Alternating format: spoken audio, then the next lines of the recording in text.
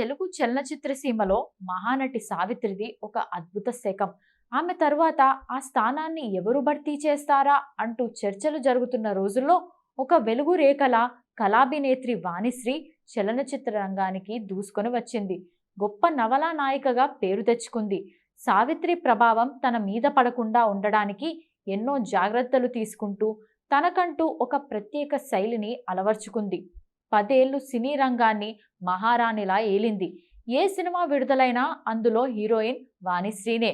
ఒక పల్లెటూరి పొగరుబోతు పాత్ర ధరించాలన్నా, గొప్ప పౌరుషమున్న మధ్యతరగతి యువతి పాత్ర పోషించాలన్నా, రూపలావణ్యాలున్న నవలా నాయికగా నటించాలన్నా ఆ రోజుల్లో ఒక్క వాణిశ్రీకే ఆ అదృష్టం దక్కింది. ఆమె కథానాయిక మొల్ల పాత్రలో పద్మాసనం మీద కూర్చున్న తీరును చూసి నటరత్న ఎన్టీఆర్ ఎంతగా పొగిడారో చెప్పలేం. నటనా రంగానికి స్వస్తి చెప్పి సంసార జీవితంలో ప్రశాంతంగా కాలం గడుపుతున్న ఆ కళాభినేత్రికి ఆగస్టు 3న జన్మించారు. ఆమె కొన్ని సినీ జ్ఞాపకాలు మీకోసం.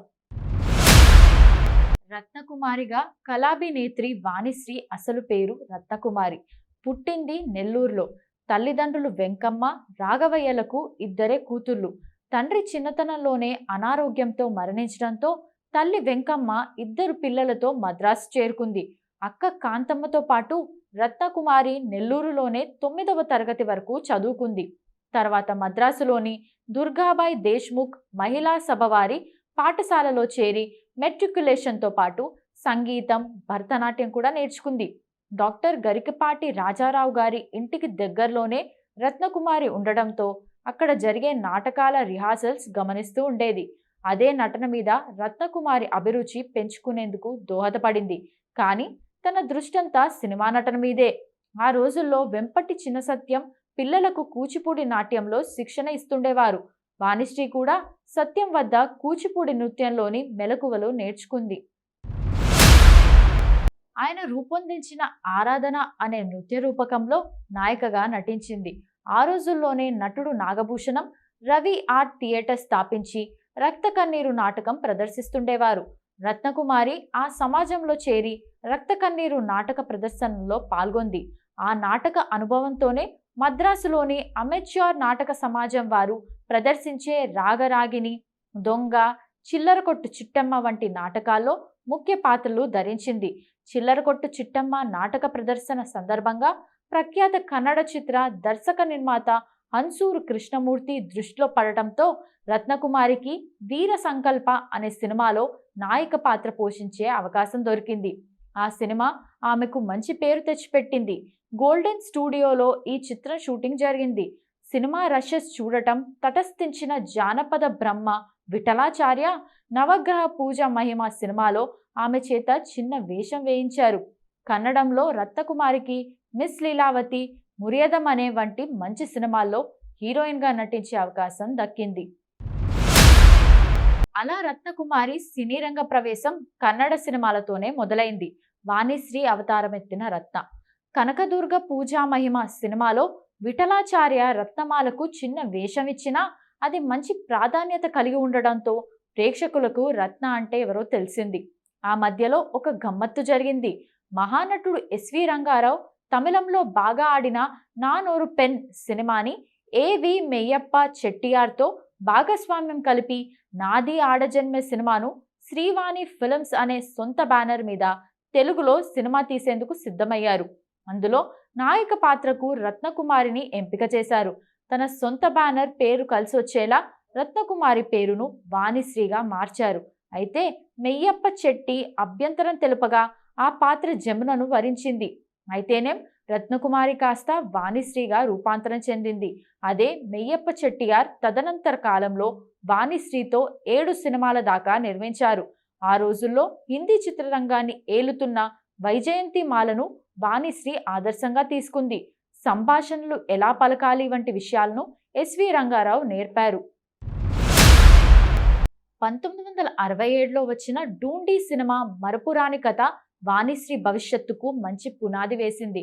అప్పుడే సుఖదుఖాలు సినిమా కూడా విడుదలై అఖండ విజయాన్ని సాధించడంతో ప్రేక్షకులకు వాణిశ్రీ నటన మీద మక్కువ పెరిగింది.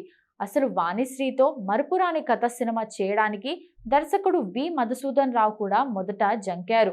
వాణిశ్రీ నటనా పటిమను గుర్తించిన ఆయన తర్వాత వాణిశ్రీ హీరోయిన్గా కృష్ణవేణి, మంచివాడు, పవిత్ర బంధం, ఎదురీత వంటి సినిమాలు నిర్మించారు.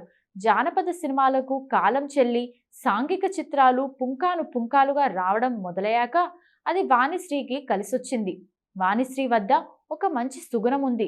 ఎటువంటి గొప్పలకు పోకుండా ప్రతి చిన్న టెక్నీషియన్ ఇచ్చే సలహాను కూడా గౌరవిస్తూ అందులో మంచి ఉందనిపిస్తే ఆదరణలో పెట్టడమే ఆ సుగుణం.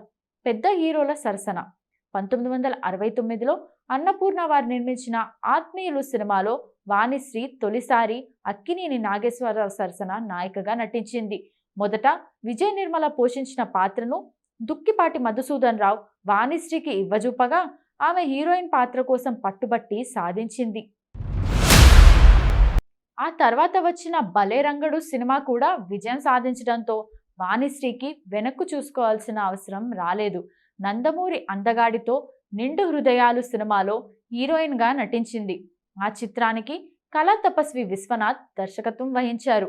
హాస్యనటుడు పద్మనాభం నిర్మించిన కథానాయక మొల్ల సినిమాలో మొల్ల పాత్రలో రాణించిన వాణిశ్రీకి మంచి పేరు రావడమే కాకుండా ఆ చిత్రానికి నంది బహుమతి లభించింది. ఆ రోజుల్లో వాణిశ్రీని మహానటి సావిత్రికి ప్రత్యామ్నాయంగా భావించేవారు.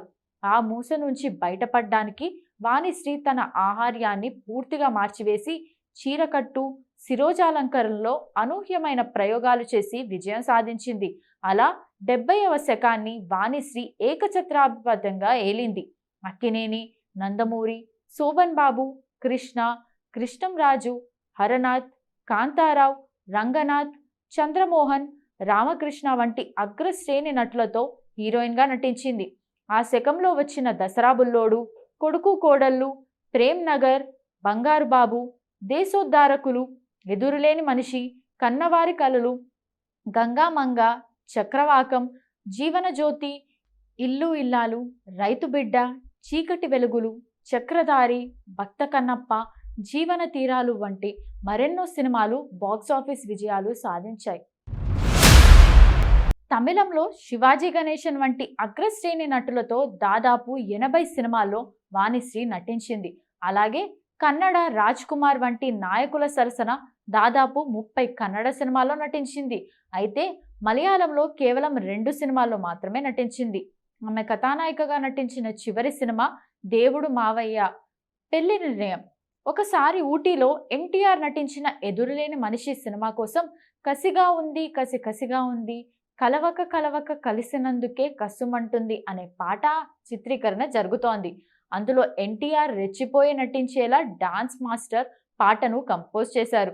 అటువంటి పాటల్లో నటిస్తే తన మీద అభిమానులకున్న గౌరవం పోతుందని వాణిశ్రీ భావించింది. అలాంటిదే సాహసవంతుడు సినిమాలోని ఆడలేక మధ్యల పాట కూడా. తనకున్న మంచి పేరును కాపాడుకుంటూ చిత్రరంగం నుంచి విరమిస్తే మంచిదనే నిర్ణయాన్ని ఊటీలోనే వాణిశ్రీ తీసుకుంది.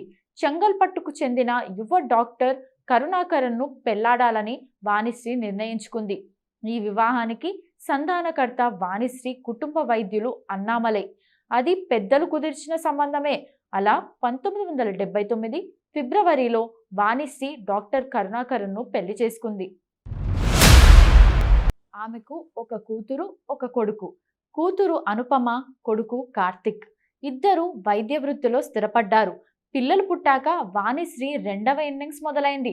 అది కూడా చిరంజీవి సినిమా అత్తకు యముడు అమ్మాయికి మొగుడు చిత్రంతో ప్రారంభం. అలా బొబ్బిలి రాజా, సీతారత్నం గారు అబ్బాయి, ఏవండి ఆవిడ వచ్చింది వంటి దాదాపు 60కి పైగా సినిమాల్లో నటించింది. ఇన్ని సినిమాల్లో నటించిన వాణిశ్రీకి నచ్చిన సినిమాలు 2. అవి కృష్ణవేణి, ఇద్దరమ్మాయిలు. కృష్ణవేణి సినిమా పూర్తయ్యాక 3 నెలల దాకా వాణిశ్రీ ఆ పాత్ర ప్రభావం నుంచి బయటకు రాలేకపోయింది. అలాగే ఇద్దరు అమ్మాయిల్లో ద్విపాత్రాభినయం చేసి ఆ 2 పాత్రలకు ఉన్న వైవిధ్యాన్ని అద్భుతంగా అభినయించి చూపించింది. పెద్ద డైలాగులున్న సన్నివేశాలను ఒకే షాట్లో ఓకే చేసే ప్రతిభ గల నటి వాణిశ్రీ. అటువంటి గొప్ప నటికి పద్మ పురస్కారం దక్కకపోవడం తెలుగువారి దురదృష్టమే. మరిన్ని విశేషాలు ఏంటంటే వాణిశ్రీ తమిళ డైలాగులు పలికే తీరు గమనించిన శివాజీ గణేశన్ ఆమెను తమిళ అమ్మాయి అనే భావించేవారు. కొన్నిసార్లు సందేహానువృత్తి కోసం ఆమెను అడిగేవారు కూడా.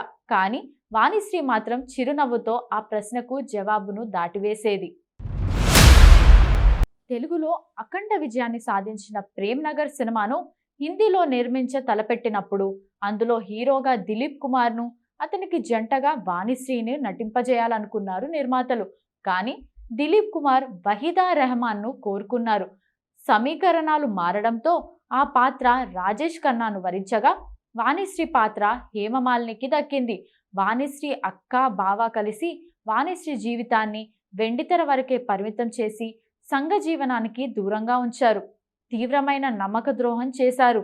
ఆమె ఆస్తిపాస్తులన్నీ హస్తగతం చేసుకొని వాణిశ్రీకి ఇబ్బందులు కలిగించారు.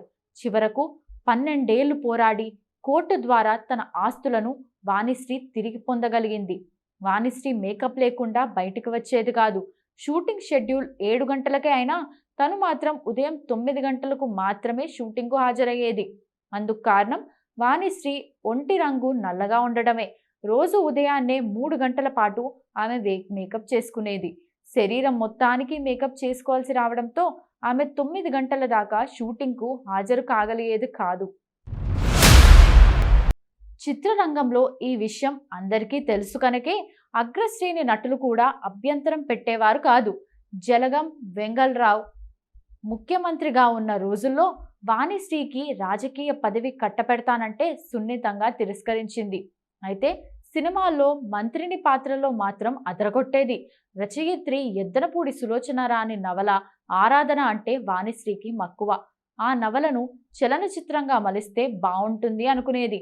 కానీ అది కార్యరూపం దాల్చలేదు. వాణిశ్రీకి బాపు రమణ అంటే ఎంతో గౌరవం. ఆ గౌరవంతోనే గోరంత దీపం సినిమాలో మేకప్ లేకుండానే నటించింది. ఆ సినిమా వెండితెర నవల వాణిశ్రీ సంతకంతో విడుదలైంది. విచిత్ర జీవితం సినిమా షూటింగ్కు ఊటీ వెళ్తూ ఆ వెండితెర నవల కాపీలను వెంట తీసుకెళ్లి విశ్రాంతి సమయంలో 1000 కాపీలకు పైగా స్వయంగా సంతకాలు పెట్టింది. మేకప్ లేకుండా వాణిశ్రీ నటించిన మరొక చిత్రం శ్యామ్ బెనగల్ నిర్మించిన అనుగ్రహం. తెలుగు సినిమాల్లో నవలా నాయిక అనగానే గుర్తుకొచ్చేది వాణిశ్రీనే. నవలల్లో వర్ణించే రూపలావణ్యాలు వాణిశ్రీకి సొంతం. జీవన తరంగాలు, ప్రేమ్ నగర్, చక్రవాకం, సెక్రటరీ, విచిత్ర బంధం సినిమాలు అన్నీ గతంలో నవలలుగా వచ్చినవే.